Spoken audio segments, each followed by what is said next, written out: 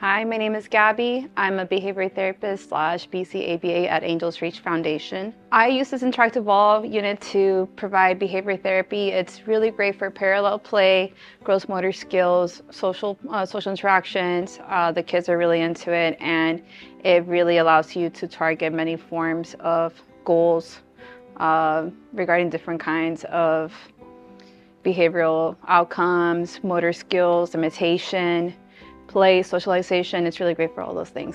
So we have a lot of students over here in the academy and clinic with various diagnoses of ages 5 to 20, sometimes 22.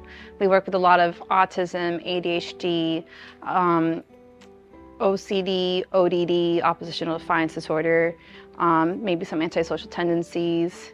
It really helps you work with a vast variety of populations, including children with other motor skills as well.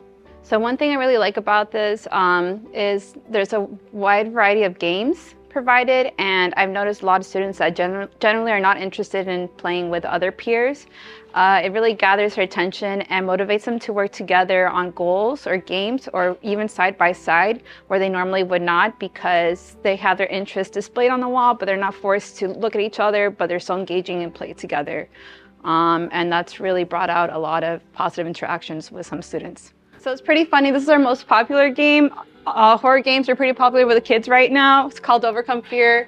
The kids have to get the monster spiders, a lot of creepy crawlies. I don't know why there's a fascination with killing bugs. And a lot of our kids that aren't interested in playing with others are fascinated with getting bugs. So we either have them throwing the balls together, working together to get as many bugs together. If you can't get everything together, the kids cheer each other on, which is pretty great. It's a good way to promote kids, good game playing skills, and also how to tolerate not getting every single bad guy and getting over accepting maybe losing, which is often a very common thing that we work with our kiddos, or any kid in general. But yeah, the kids love it. This is another great multiplayer game. Everybody has 2 different baskets. You pretty much throw the ball, and it simulates throwing a ball at the wall. Everybody has to compete against each other. The kids really enjoy it. It's really good for eye coordination, motor skills. It allows you to practice scanning and being able to reach the goal. It's really fun. Yesterday we had nurses coming, interacting with the children. They had a lot of fun with it. The kids have fun with it. It's kind of really cool to see adults enjoying the game playing and therapy sessions as much as the kids do. This form of game playing really benefits both individual play, whether you're involved with therapy or not. Alone, I think it's a really great way to get children away from tablets. It's kind of really hard to get kids away from those games, so it's really cool to find other ways to incorporate, games that are kind of similar to that with similar modalities, but that are also physically interactive. Kids get, to spend their energy. So it works both individually and therapeutically. There goes one of our kiddos. So therapeutically, it has been really beneficial to use to target. We do a lot of teaching board turn taking, for example. This is really great for turn taking and having children wait.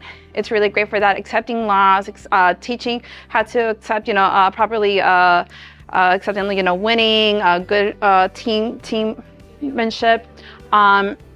Therapeutically, I've also liked it for, let's say if I want to teach colors, let's say I'm using Happy Birds, I can have them work, finding the green ones, find the ones on the top, get the ones on the bottom. Prepositions, very descriptive stuff. I can tell them steps, so I can have them work on recall, following multiple instructions. There's many different ways to use these kinds of games to target all sorts of skills again.